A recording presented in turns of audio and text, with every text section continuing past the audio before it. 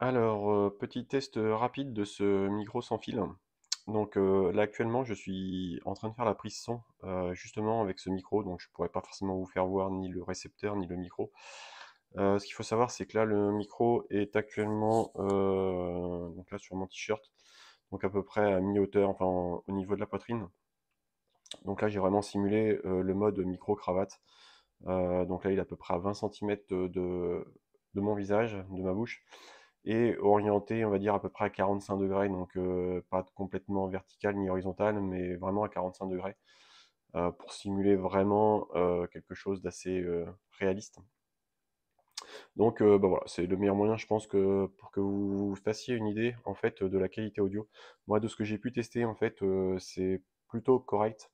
En termes de directivité, il s'en sort plutôt bien. Alors évidemment, faut pas le retourner à l'envers, sinon la captation va être très mauvaise. Mais par contre, si on l'oriente à peu près, voilà, enfin, soit vraiment en direction de la bouche, soit à 45 degrés, la prise de son est normalement plutôt bonne. Voilà. Après, bien entendu, plus il se rapproche de la bouche et orienté dans le bon sens, et plus le volume audio sera important. Donc, mais bon, en termes de qualité, c'est plutôt correct. Donc là, j'ai pas spécialement eu de problème, hein, il suffit juste de le brancher sur son téléphone et normalement il est reconnu directement.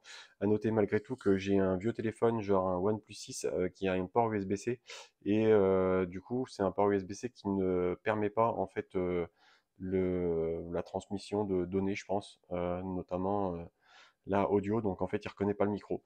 Par contre j'ai pu le tester sur un Pixel 6 et là un Pixel 7, d'ailleurs c'est comme ça que je fais la captation, et ça fonctionne très bien. Donc là je vous filme le petit boîtier qui est fourni avec, donc un petit boîtier avec un chargement ici derrière. Donc a priori le boîtier contient une petite batterie, donc il est très très léger, donc je suis même étonné qu'il contienne une batterie, très honnêtement. Mais voilà, il affiche aussi donc un niveau de charge. Alors parfois, selon l'angle avec lequel on regarde, les LED ne sont pas forcément très visibles. Savoir si c'est la première, deuxième, troisième, quatrième LED qui est allumée. Donc là, on a quasiment les 4 LED, donc c'est facile, mais quand on en a qu'une ou deux, voilà, en fonction de l'angle d'inclinaison, on ne sait pas trop. Voilà. Après, le boîtier est vraiment très cheap, honnêtement. Donc là, voilà, on a le rangement pour le support et le rangement pour le micro qui est légèrement aimanté, et donc qui va venir recharger le micro. À noter que le support, il n'a pas besoin d'être alimenté vu qu'il sera alimenté, enfin le support, l'émetteur, le récepteur plutôt, et il sera alimenté par le téléphone une fois branché dessus.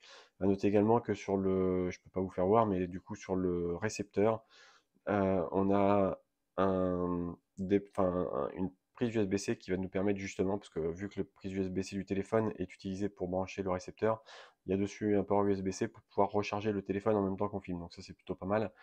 Pour des sessions longues où vous filmez, vous pouvez en même temps charger votre téléphone et en même temps avoir la captation audio.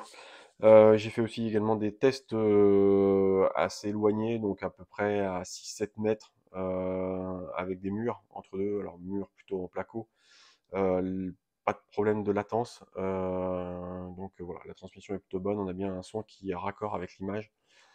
Donc voilà, pour un retour assez complet, je pense, du microphone. Alors effectivement, je ne l'ai pas testé dans des conditions extrêmes, avec du vent, pour voir si une réduction de bruit un peu efficace, enfin s'il filtre bien tout du moins les bruits, et par exemple le vent ou ainsi de suite. Là voilà, je l'ai utilisé vraiment en conditions intérieures, sans trop de bruit environnant.